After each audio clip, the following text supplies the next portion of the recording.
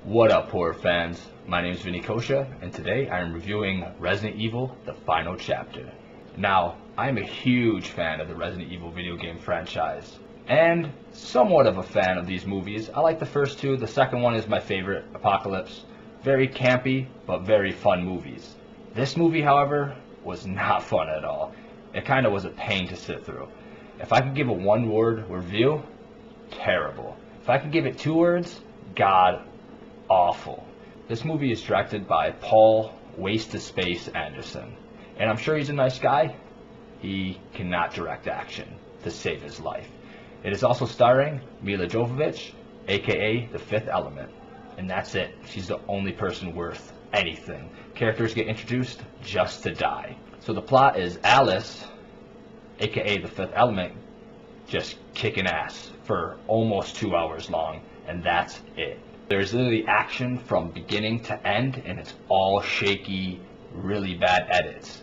It's like if you were to give a 5-year-old on a sugar rush a camera and tell him to film whatever, and the whole time he's just spazzing out, literally the whole time.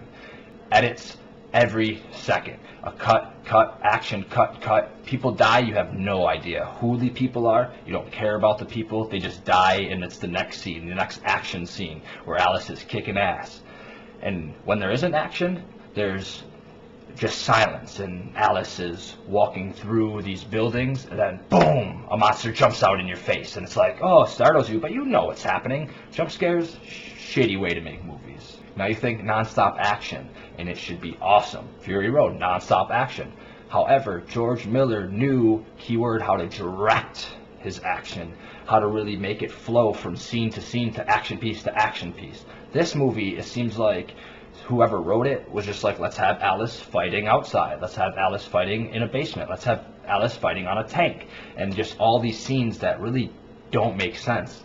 And they add more characters.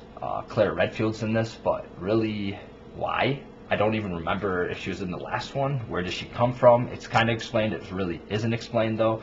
But what can you say? And this is the sixth one, and hopefully it's the last one. Please don't go see this movie. If we give them more money, they'll be like, hey, we made enough money to make another one. Let's not do that. If this is the last one, maybe a couple years later, somebody could reboot it, pick up this franchise, and actually make it real. Make it a real Resident Evil movie. That's what I want. I want to see a survival, horror, scary, very secluded house. You know, let's go back to that mansion in the first one. Besides the huge action scenes, there's some creatures in there. It's not even cool when the creatures show up. In the last movies, creatures would show up and it's like a boss battle. It's fun. This, not fun at all. The creature would show up, be very loud in your face, and then the Fifth Element would kill it in like 2 minutes. This huge monster come up, 2 minutes later, it's dead, next scene, whatever, never happened. And there's a lot of hand-to-hand fighting. Like, everybody in this movie thought they were Donnie Yen. And if you don't know who Donnie Yen is, look him up. Hitman. But anyways, shitty movie. When I say The Bye-Bye Man is a better movie, that is sad. I like the Resident Evil movies. Even the last one was enjoyable to go in, have some popcorn, and have fun. There was no fun to be had in this whole movie. This franchise made money, so they'll keep on making more. Hopefully they'll stop. But I gotta give this movie, unfortunately, a 1 out of 10. When The Bye-Bye Man is a better movie, you know something's wrong.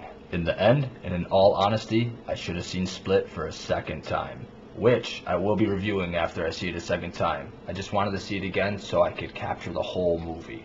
But like always, horror fans, skip!